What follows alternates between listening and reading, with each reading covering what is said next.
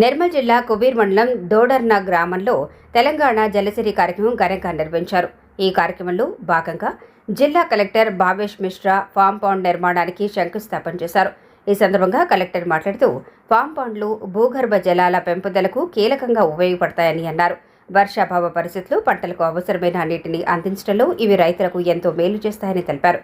ప్రభుత్వం ఫామ్ పాండ్లను నిర్మాణానికి ఆర్థిక సహాయం అందిస్తున్న నేపథ్యంలో రైతులు పెద్ద ఎత్తున ముందుకు రావాలని పిలుపునిచ్చారు. అనంతరం జలసిరి కార్యక్రమానికి సంబంధించిన గోడ ప్రతులను ఆవిష్కరించారు.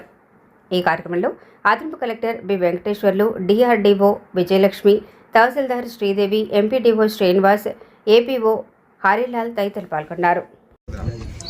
అంటే నాకు తెలిసి ఈ సంవత్సరం ఎప్పుడు కూడా నేను నిరంతరంగా ఒక 4 గంటలు అయితే వర్షమే చూడలేదు. నిరంతరంగా పడలేదు, కంటిన్యూస్గా అన్న కాదా పడలేదు. అంటే ఒక విషం పరిస్థితి లాగానే జూలై ఆల్మోస్ట్ ఇప్పుడు దాటిపోతుంది. జూలై దాటి